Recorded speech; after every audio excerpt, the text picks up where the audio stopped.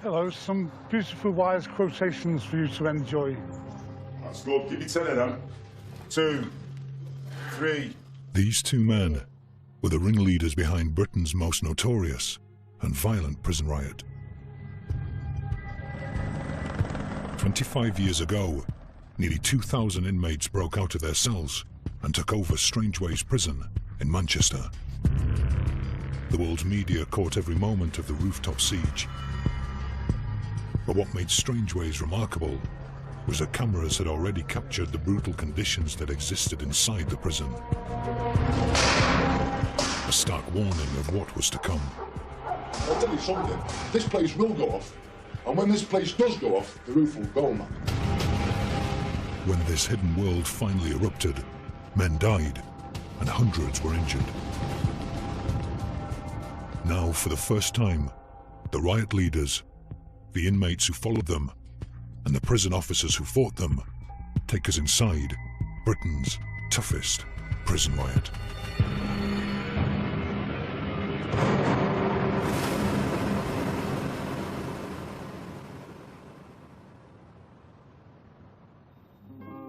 Strangeways Prison, Manchester. And so into a barred and unnatural world of 900 male prisoners and 140 male officers. A world without money, or women, or liberty.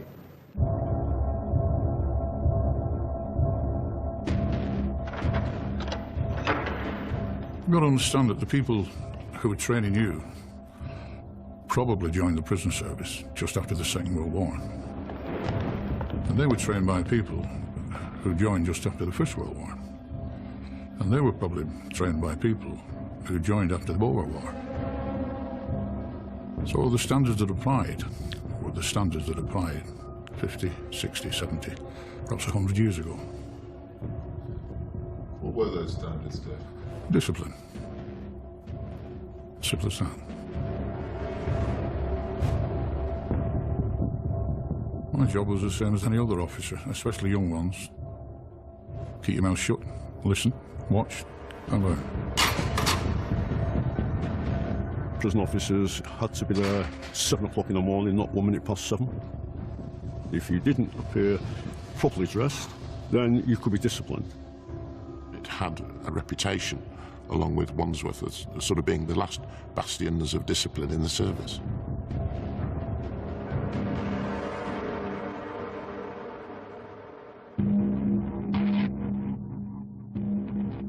Strangeways was Britain's largest jail, a dark star hidden behind vast Victorian walls in the heart of Manchester.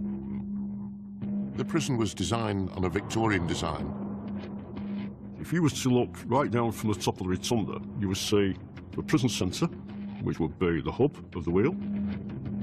Off that centre were the 5 wings, A, B, C, D and E. And those wings would house all the inmates on 4 different landings, A1, A2, A3, A4. And exactly the same with B wing, C wing, D wing and E wing. So you can stand on the centre of the prison and look down every wing and see everything that's going on. When you get up these stairs, I want you to stand round the iron grid and wait there. This is life in a local prison, as it actually happens today. In 1980, the hidden world of Strangeways was revealed when a documentary team filmed life inside the prison. Call your name down. I want you to go down onto A2 and stand outside your cell. It was a mammoth of a place. It was kind of Dickensian. For a young boy, you know, 15 and a half, 16 years of age, it was quite gruesome. Black slip-on shoes, blue jacket, pinstripe. I was 20, you know, a small, young man. When you're a young offender, you go through the reception stuff. You drop your trousers right there. You're stripped, and they ask you to bend over and that, and they expose you. Put your shirt right up for me. What's this scarf for here? Stamped. Eh? Stamped. Everything in there was dark. was frightening as well. It was frightening.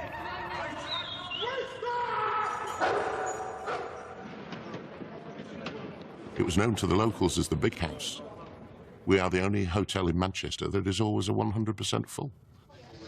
I hope, it's off to where we go. The shovel and the pick and the donkeys. I was very proud to work at Strangeways. There's no tighter bunch than those people who work in an institution, and I found that to be very satisfying. Joyful and triumphant, oh come ye to bed. But Strangeways was struggling to cope with the rising tide of prisoners coming through the gates. Built for 900 men, Strangeways now housed 1,500. Undoubtedly, the pressures and tensions of imprisonment are increased when 2 or 3 men share this living space. A cell devised in the Victorian age for 1 man. We had a previous governor who once labelled it as a human warehouse. He's right, really. It was a human warehouse. 3 inmates had to share the toilet facilities in a cell, which was a chamber pot. Like a plastic bucket, right? With a lid on, if you're lucky, where you shit and you piss, and it's in your cell with you. It wasn't very nice if you're wanting to defecate and your cellmate's, you know, in the cell, and he has to experience the stench of that. It seems absolutely barbaric, but in those days that was normal, and you just accepted it and got on with it as a way of life. Prisoners were allowed just 1 hour's exercise a day. For the other 23 hours, the men were routinely locked back in their cells. Tension, anger, frustration. The added problem of overcrowding rising to alarming proportions has also increased the threat of insurrection. Dismiss! This is a Victorian prison. In 1990, that's still acting and treating people like it's Victorian times. This place should be closed down because this snick is run by the screws. But I'll tell you something, this place will go off, and when this place does go off, the roof will go, man. Into this powder keg stepped an idealistic young governor, Brendan O'Friel. He had a reputation as a moderniser. The big issues were we had far too many prisoners and not enough cells, things for them to do. It makes people very depressed, very morose. It makes them very angry. Brendan O'Friel was a remarkable man. A man of deep convictions, of real spiritual experience, and a man who cared. The new governor was quick to spot the simmering tension that existed between prison officers and prisoners. You know, I was a bit of a bastard, to say the least sometimes. You know, I was volatile, I'd explode. Do you know what I mean? And I was hard work for them sometimes, but sometimes you don't even have to do nothing. Say like there's 200 officers in Strangeways, I'd say there's only 20 of them that were really bad. The others were all right, they were decent staff. They just went about the daily jobs, didn't bother no one. But out of the 20, they were bad apples. They were a little firm, and they used to come round beating people up. There was no abuse. Simple as that. No physical, and no verbal. It's hear no evil, see no evil, speak no evil, but, you know, some prison officers will have the courage to say what happens. Some won't.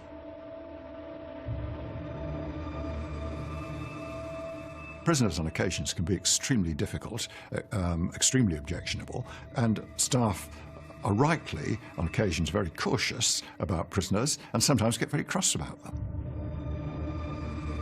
But O'Friel also discovered a culture amongst some prison officers that had no place in his prison. We had a club, a prison officers' club, immediately outside the gate, which regrettably served alcohol at lunchtime. It meant that in the afternoon there was the danger that some staff would return to duty having been drinking.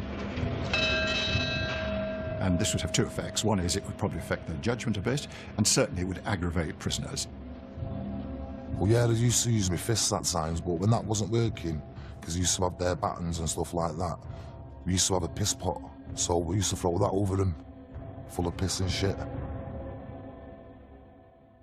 And the new governor noticed that there were some prison officers who were openly racist.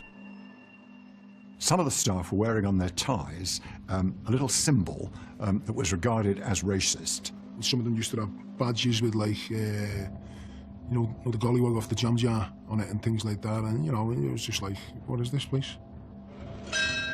I instructed that all those symbols be removed. That sort of behaviour would not be tolerated. All of the prison officers were male, a situation O'Friel soon remedied.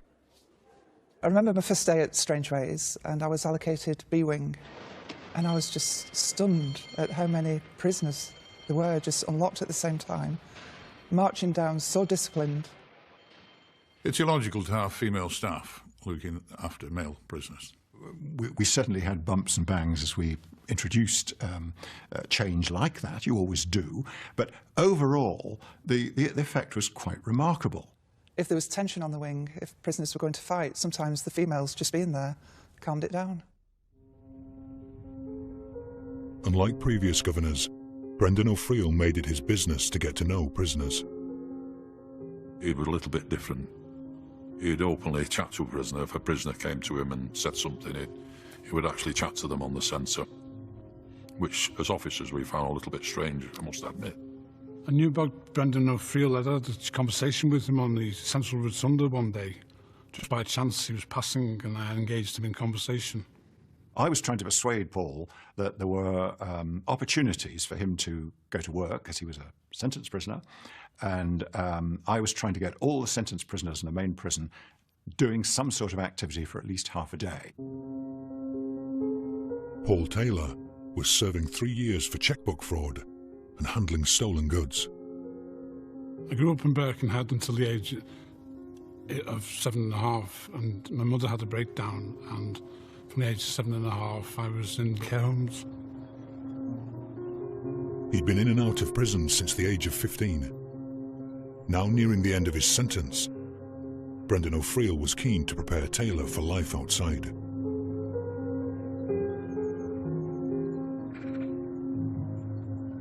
It's where I come to contemplate life. The rocks in Birkenhead Park. I liked schooling, you know, the power of the written word. This is a rock I imagined when I'm sat on those rocks over there, that this is a lecture hall and that this is Aristotle or Plato or Socrates giving me a lecture.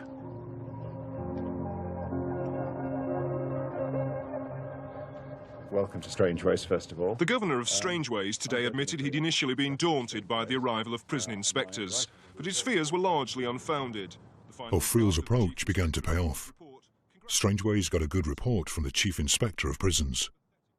When it came out, I was extremely pleased because he did the two things I wanted. First of all, he praised what we had done so far, but he also pointed out we had a very long way to go and we were in serious need of major capital investment. Despite O'Friel's progress, Strangeways was still taking in more and more prisoners. In February 1990, Alan Lord, a convicted murderer with a fearsome reputation in the prison system, arrived at the jail. Alan Lord was a life sentence prisoner, and as a life sentence prisoner, you always treated these people warily because they were in for a capital offence. Lord had been moved from prison to prison. I knew him because of his history. A violent prisoner, bodybuilder, potential to be very dangerous. Lord knew Strangeways. He'd begun his life sentence there, and he bore a grudge. I was 19 years of age. Just as I was entering the cell, one of the screws punched me in the back of the head and said, "You murdering black bastard." I decided that once that door was opened again, I was coming out fighting. I took it on myself to literally, no matter what cell I was in, smash hell out of that cell. I never had own comforts, never had a bed frame, I never had a mattress. I lived in an empty cell, slept on the floor. Why did you do that? Because it's me taking control. Inevitably, Lord was sent to D-Wing's segregation unit for difficult prisoners. Back in the main prison, Brendan O'Friel pushed on with repairs to the aging jail. It was like a menagerie in the evenings and nights because we'd got birds that had got through, broken glass, etc. And it was becoming an issue. 20 tons of scaffolding was erected through the jail's central rotunda, creating a vast climbing frame that rose up to the 4th floor. Made it difficult to see into the wing, even though there was electric light. It still made it dark.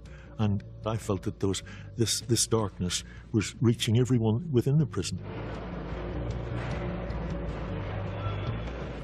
That month, even more prisoners arrived. Strangeways was bursting at the seams. We had 900 or so places. We had 1,600, 1,700 prisoners. That was the reality, day in, day out. That is pretty appalling. For Paul Taylor, prison conditions were now intolerable. I'd written to the Home Office an 18-page representation. The prison service was negligent in addressing its duty of care to address prisoners' problems and didn't feel they was getting anywhere. Taylor's frustration boiled over. He began to talk openly of revolt. I wanted personally to demonstrate to prison officers and prison governor in particular that prisoners had reached the end of their tether. Taylor was sent to the segregation unit to cool off. It was there that he first met Alan Lord, during their 1 hour of daily exercise. We were able to walk side by side. We just magneted towards each other, like we're on the same wavelength. We said that people have to stand up for the rights, because this cannot be the situation in this century. Together, they hatched a plan.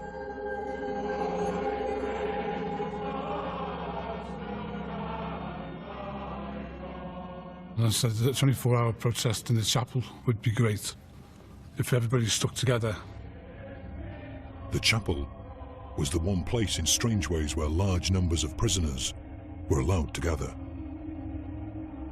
I was going to make a statement on the stage, and if prison officers came in force to try and break it up, we might retaliate.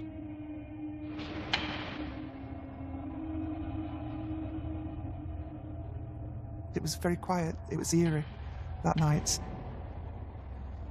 When I was doing my rounds, the occupants were wide awake, just laid on top of the bed, which was unusual, you know, but they're usually asleep.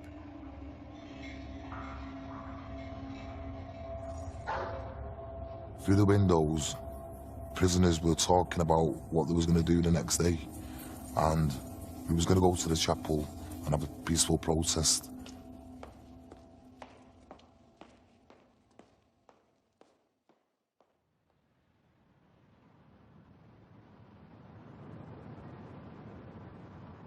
On the Sunday, I was late for the first time in my life. When I arrived, the senior officer said to me, "We're short-staffed. I'm putting you in the chapel as extra staff." So I thought, well, at least I've not got a rollicking. They shouted for church, so I done my bit of cleaning what I had to do, and got on line for church. By 10 o'clock that morning, more than 300 prisoners had filed into the chapel. When the prisoners came in, there was a certain amount of tension. I was seated at the back because I was on the punishment cells.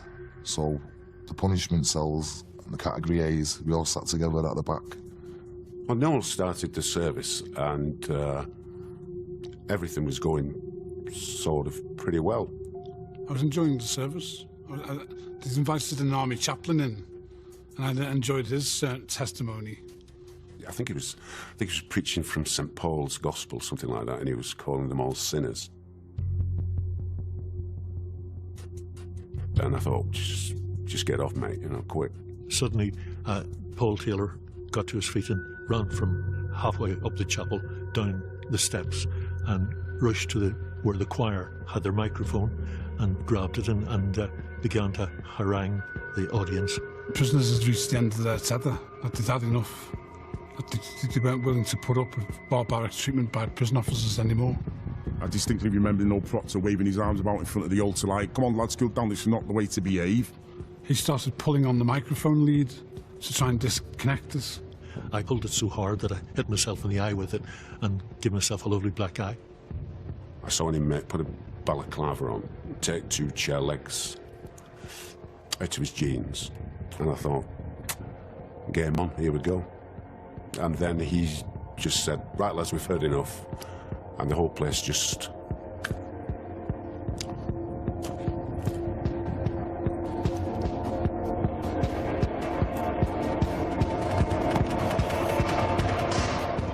Everyone just started going mad. Anything that could have got damaged was getting damaged. Everything was in a pile in the middle, kind of thing, like a bonfire. It was payback time. And I'm not saying it's right or wrong, but, you know, you kick a dog down, eventually going to bite your back, and that's exactly what they were doing. All we could do was hand it over to God and say, Lord, you're in charge here, you sort this out.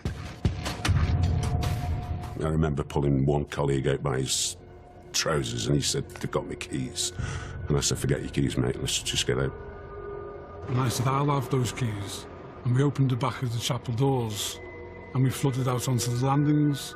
And prison officers weren't up for the fight. They just retreated. In strange ways, all cells were opened by a single set of keys. Paul Taylor now had access to the whole prison. I opened up all the prisoners who were still locked up in their cells, saying exercise, you know, slap out. My intention now was to go to the rotunda where there was construction going on with the scaffolding from the ground floor up into the top of the roof, which was 80 feet, and my intention was to get on the roof. So I managed to scale across to the end. And eventually when I got to the end, I stood up.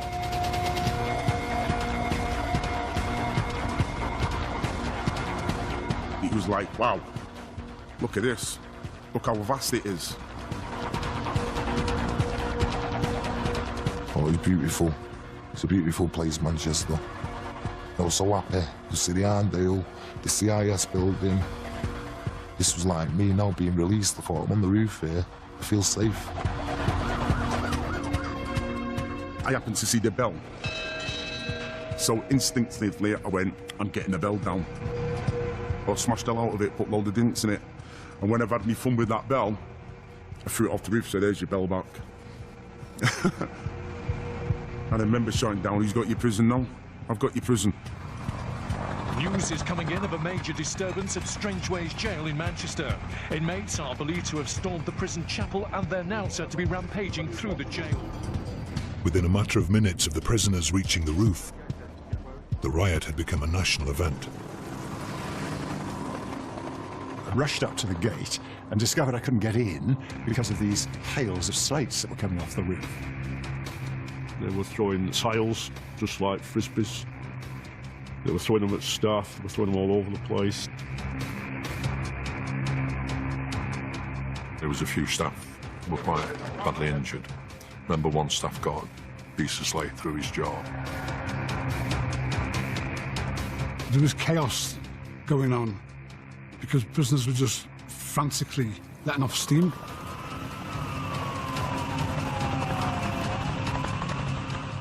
They were pushing coping stones off the top onto the control centre. So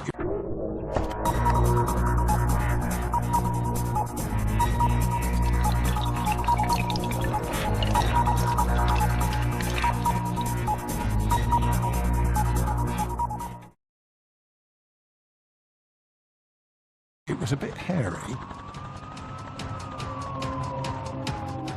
But the cameras couldn't see what was happening inside the prison.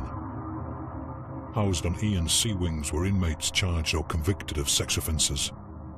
Rioters ripped doors off their hinges to get to the men.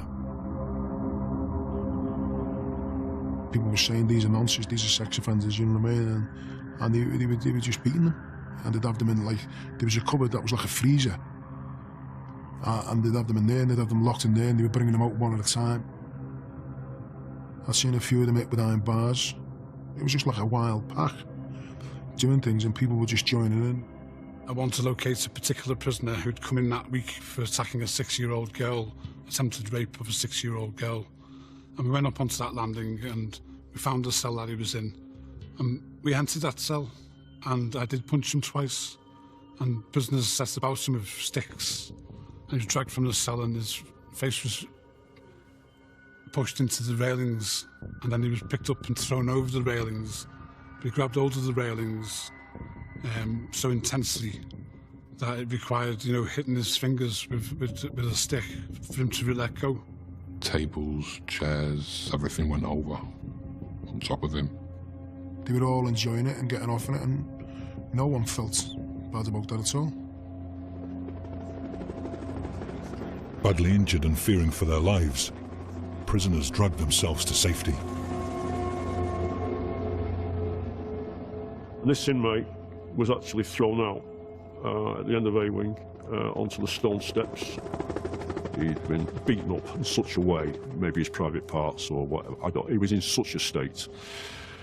There's blood all over the place. When that prisoner was lying on the floor in the state he was still being bombarded by other inmates off the roof. By that afternoon, worried relatives joined bystanders flocking to Strangeways, desperate to get messages into the prison. I want him to get out of that prison. I want him to get out because there's going to be a load of killing. I can feel it in my bones. Listen, Jeffrey, whatever's going on in there don't have nothing to do with it at all. You just get yourself to the nearest door and get yourself out of there, laddie.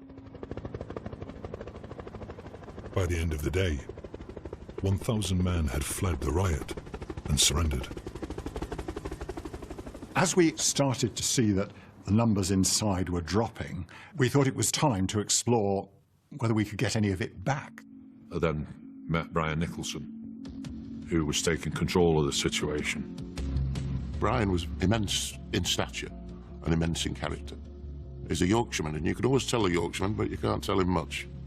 My assessment was it was very serious indeed, and it was going to be a very, very difficult and complicated job taking this prison back.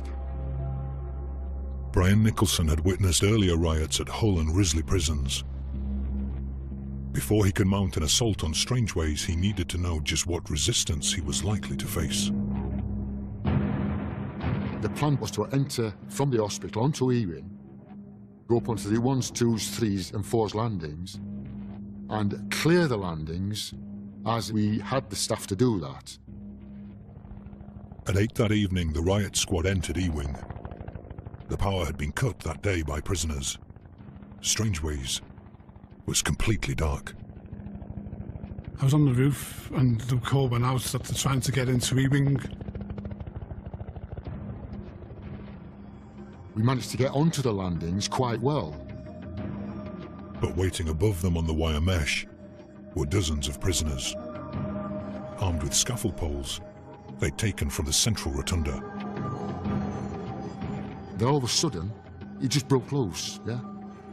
Prisoners filled the wire, and were driving the scaffolding poles, were driving them through the wire, down onto us. Some of the scaffolding poles that are getting launched to the netting at them, hitting the shields, buckling them, smashing through the legs, causing a lot of injuries to them. I think they've tried to kill us, no doubt about it. I think they would have liked to have killed us. I wasn't personally brandishing anything. I was just stood there with my hands behind my back, watching proceedings. Paul Taylor, I just seen this guy is completely eccentric. He'd have like a pen and a rose, and he'd start quoting Shakespeare. He was like a romantic anarchist, I should say. The next thing that came along was buckets of urine and excreta. I got into my face, in my nostrils, into my mouth, and pop everywhere. So we knew what was going to be up against, and it was going to be quite a violent response, if that was anything to go by. In fact, a very violent response. But we could manage it. After more than 20 hours of disturbances at Strangeways Jail in Manchester, up to 250 inmates are still on the loose in 5 of the 10 wings. The second day, I thought I was dreaming. I thought I was dreaming all this. And when I opened one eye, it wasn't a dream. It was real life. It's known that more than 50 people were injured yesterday, but reports of up to 12 deaths are still being described as speculation by the Home Office. I was taken aback by that because I thought, that's wrong. That's wrong. We checked to see if anybody had been hanged or anybody had been killed. So we put a banner up on the roof saying, you know, no dead. But the rumours of dead inmates persisted, and the world was watching. The pressure grew on Brendan O'Friel to act. My idea was to, let's get this ended. Let's get back in control. Overnight, hundreds of prison officers trained in riot control had arrived in Manchester. The plan that I suggested was the main force would actually go through the chapel. As a diversion, other units would go along E-wing to take the landings, which we could do quite easily. The helicopter was going to sweep the roof, forcing the inmates to lie flat. Next phase would be to get from the landings onto the wire.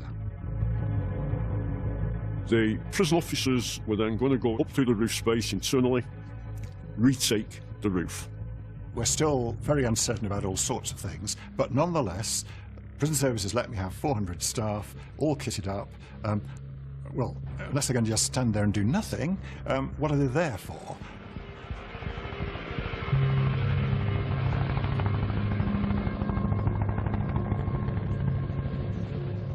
It was all lined up inside the prison, down the side of the hospital, all in units, ready to march into the prison. At 2 o'clock, O'Friel got a call from Brian Eames, deputy head of the prison service. He was worried about casualties.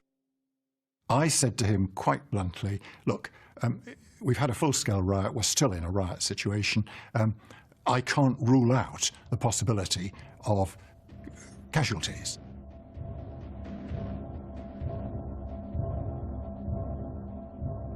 I was on the roof and I saw a mass of prison officers coming through the gatehouse into E-wing section. Some people got prepared with big, huge buckets of scaffolding clips.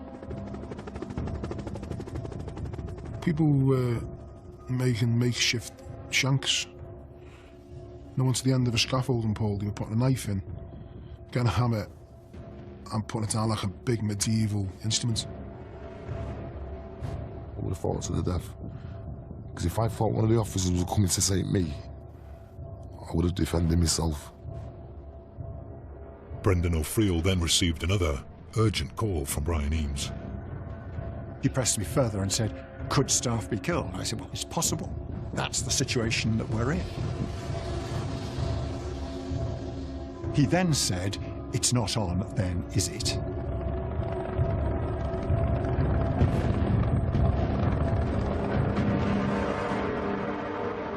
What? You must withdraw. The governor and all of us were absolutely deflated. We could not believe that order. Yeah, well, I was certainly thrown by it. I think the expression that several people used was poleaxed. You know, you just had to carry on. Well, morale dropped through the floor. You see, the prison had been taken over, and it didn't belong to them, it belongs to us. Everyone was elated. Everyone was chanting. You know, it was like everyone was laughing at them. I remember a speaker getting brought up on the roof, a big speaker out of the church. There was a song on at the charts at the time, Snap, We've Got the Power, you know what I mean? And people were playing it full blast. It was like a party within a prison.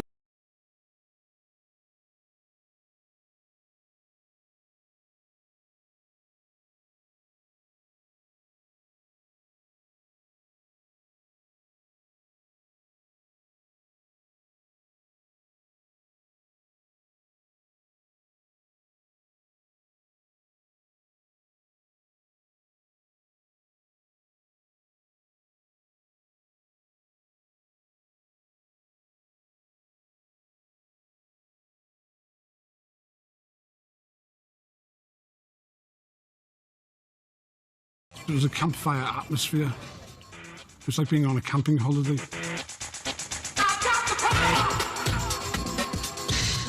It's a complete release of all the stresses and worries and anxieties that you're actually feeling safe amongst this big crazy storm.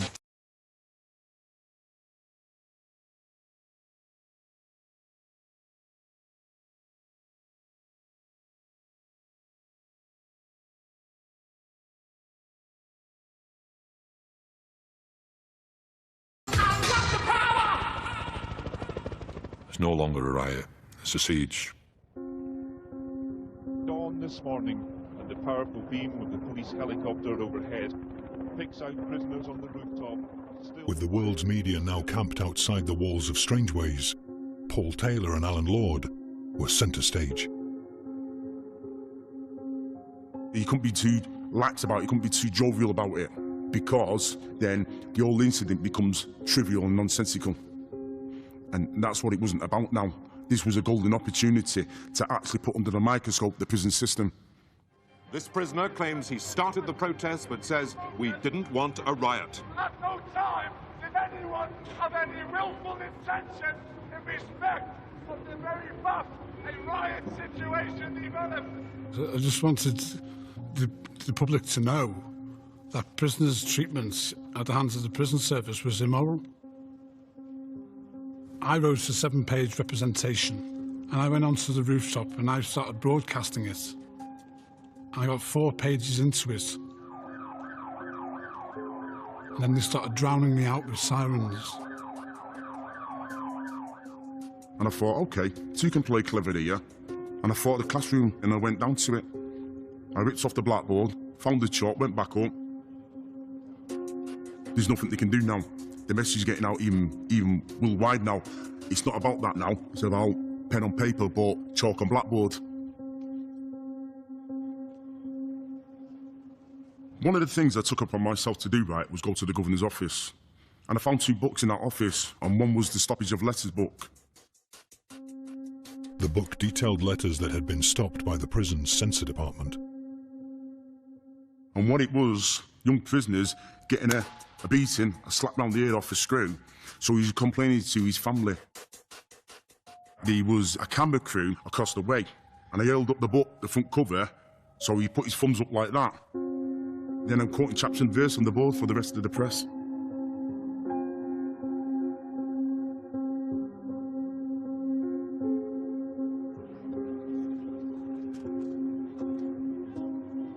Lord and Taylor's grievances were now being heard far beyond the prison walls. This isn't a case of prisoners going on the rampage and destroying their own property. It's a case of prisoners going on the rampage and attacking fellow prisoners. There's no modern sanitation in the cell blocks, and men, even living 3 in a cell, are required to slop out. If we treat men like animals, we ought not to be surprised that they behave like animals. But for some of the younger prisoners, the rooftop protest had started to lose its appeal. Well, there was another young kid from my estate called Matthew, and he was up on the roof with me and that. Yeah, he kept me head together in there, as I kept his head in, you know, helped each other. It was getting cold, it was raining, I was tired, there was nothing else to wreck, so I thought, we might as well go. The problem for them was how to get off the roof. There was lads with balaclavas on saying, we need to keep the numbers up. People in for serious crime, murderers. I wasn't about to argue with someone in a balaclava. I was scared, We had a lot of young prisoners who we felt were at risk with the older prisoners of abuse. We needed to try and get them down. Prison officer Pete Hancocks was also a trained negotiator. He contacted Alan Lord and asked to meet him, away from the cameras. It was decided that somebody has to go down, people have to go down to negotiate. I said, you can negotiate with them, Alan, because I'm not negotiating with the prison service. They don't listen to reason at the best of times. I'm not going to waste my energy. I dropped down from the YMS onto that landing bridge. and you could cut the atmosphere with a knife. Is this the moment they're going to snatch me? Alan Lord was led to a negotiating room where he met with Pete Hancocks. It was very brief, it didn't last more than 5 minutes, but the main thrust of the argument is, what's it about? It's about conditions. But their main concern was about the YPs, the young prisoners. Look, you've got a lot of young lads up here, youngsters, of 16 or 17. Do you want to be held responsible for what might happen to them? Lord agreed. He'd tell the younger prisoners it was safe to leave. Well, as we were walking in back, there was a lot of hard feelings from our staff saying, you've just taken somebody off there, you're taking him back up again. We had to build trust, not just with Alan Lord, but with the other inmates. I just stood in the middle of the rotunda and I shouted at the top of my voice, and it went quiet relatively, and I just said, anybody who wants to leave can leave. Nobody's forced to stay in this incident now. Within hours, several young inmates made their way off the roof. I didn't go round telling everyone goodbye, goodbye. I just got off. Me and Matthew went down. So as I was climbing over, he went, wait for me. And then we both surrendered that Friday evening. Fewer than 25 prisoners are left on the loose tonight in the ruins of Strangeways Jail. The authorities say those that are left are the hardcore of the hardcore. As the siege continued, the nation remained hooked on the unfolding drama from both sides of the prison wall. Tell Paul Taylor his mother's here when he come down! My mother came to Bury New Road and called up, but we couldn't really hear. Take care of yourself! I love you! I said to my mother, I cannot end my protest whilst people want to protest. What's it been like for you coming here every day to see? Couldn't tell you what it's been like. It's been terrible. Stress has been awful. I seen my mum anxiously, going to, like different broadcasting vans that were outside the prison. To be honest with you, I didn't feel too good about myself, about what I'm doing. I just think I'm adding to the worry again. What message would you give him if he gets to the radio? Oh, John, come down now while it's daylight and everybody's here. I don't want to see her distressed. So the way of changing that is to come down. But to come down to what? Some screws were just openly in all the riot gear just saying to us that when you come out of here, you're fucking dead.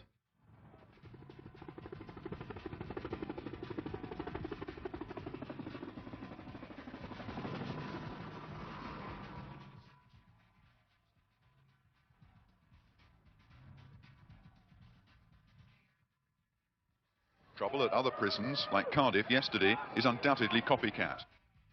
News of the riot had reached other prisons. Things were starting to get out of hand. I was sent to this prison for a kicking!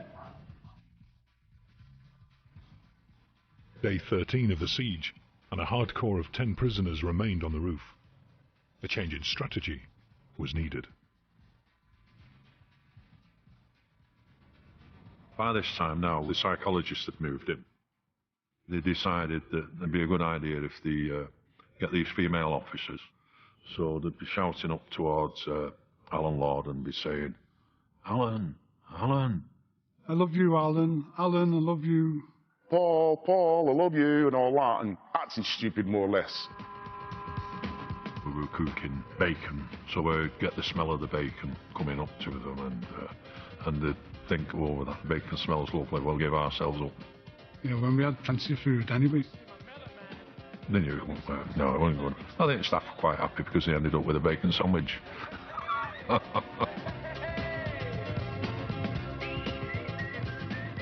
The siege was now 3 weeks old, the longest in Britain's penal history. With 7 men still inside the prison, the governor looked to his newest members of staff for a breakthrough. Well, negotiating skills are very much about having good verbal ability, being able to get close to the other person, empathy. He said, we need a female to go and speak to them. And he said, you know them all. The man Lisa John knew best was Alan Lord. We'd heard rumours that he was actually sleeping on the landings with a noose around his neck. if the Stafford had tried to enter the prison, he was going to throw himself off the landing. Lord was the linchpin to regaining the prison. Brendan O'Friel ordered a squad to recapture him. So we're waiting in the cell now, 4 of us. All this riot gear on, with shields and everything. And there was actually some baby on the roof. John called down, he said, Lisa Jones wants to see that E-wing girl, talk to you. I'll never forget his words as I was making my way down towards E-wing. He said, just be careful, lad. I said, oh, I'll be all right, don't worry.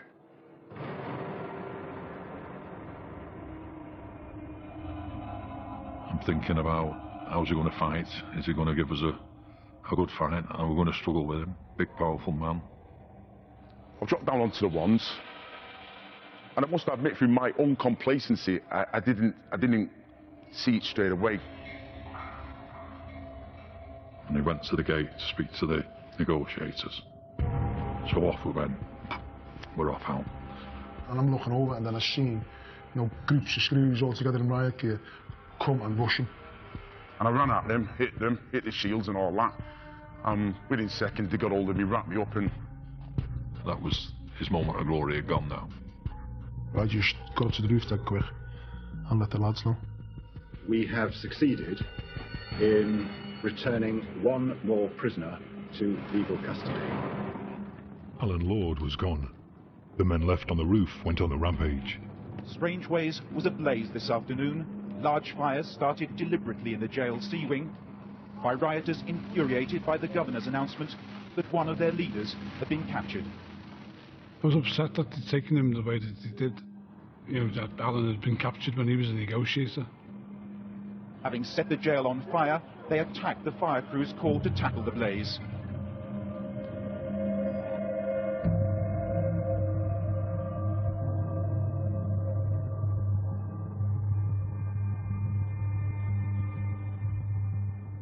Early this evening, a prison van left Strangeways, carrying Lord to another prison in the north of England. Lord's capture meant Brendan O'Friel now had the support of the prison service to retake Strangeways. We'd certainly got the number of staff that we needed, and we'd certainly got a very clear authority that, you could do it. The operation to take back the prison began at 9 in the morning on April the 25th, 25 days after the riot started. Units would go in on different parts of the wing.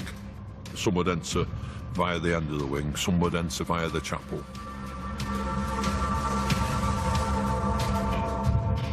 "23 minutes later, the riot teams had reached the prison roof.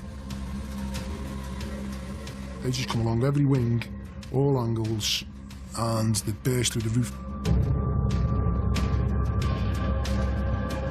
We broke the roof out, we're chest high. What are you going to do now? But with prison officers ordered not to risk their lives by climbing onto the roof, it was stalemate. Taylor displayed more antics from his repertoire. He appeared to be suggesting he could fly to freedom, but it was a lost cause. John! John, come down, son! I mean, we just cornered.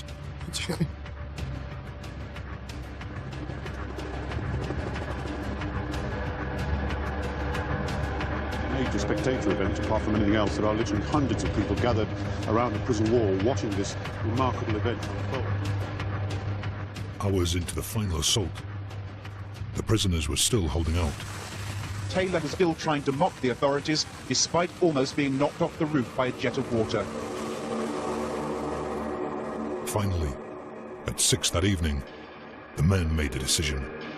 And back quickly now to Strangeways Jail in Manchester Live, where the siege is ending as we speak. There was no surrender. We just actively responded to our family's wishes. Taylor agreed to come down, but only in full view of the television cameras. And there they are, into the bucket. As soon as I put my foot on that cherry picker, I just felt terror. I just knew that there was going to be a huge price to pay possibly for the rest of my life. And the 5 of them climbed in, and they were giving gestures to the press as if they were absolute bloody heroes. One of them, he was saying, "Get that mask off that Scouse bastard. Let's see his face," you know what I mean?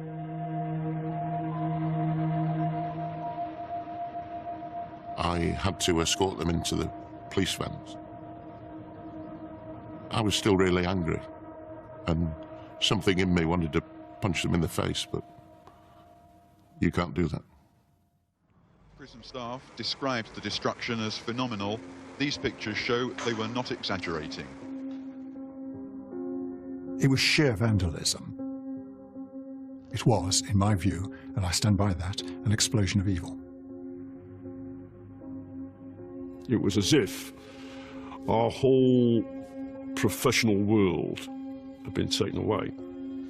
I stood in the hub of the prison, looked around. Not just me, but 2 or 3 other staff were there. And we were in tears. –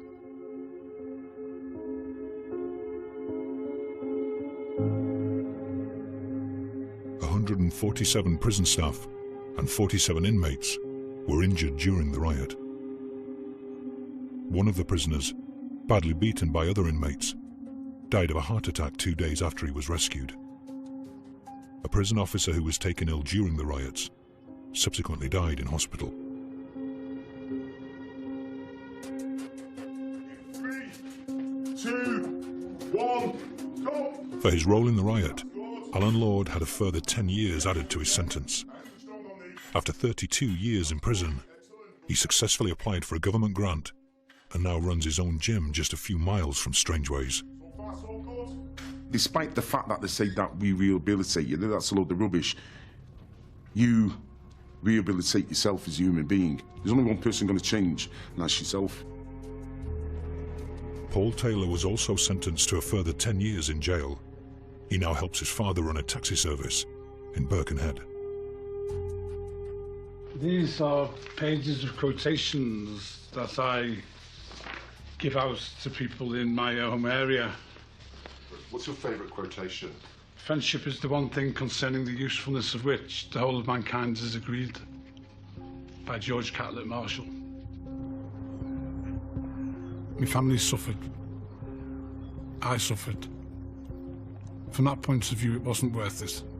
But I'm willing to sacrifice that, part of my life to know that I've helped change the prison system.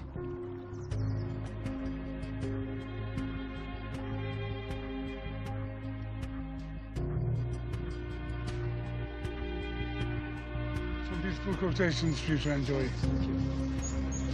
There you go. You're welcome.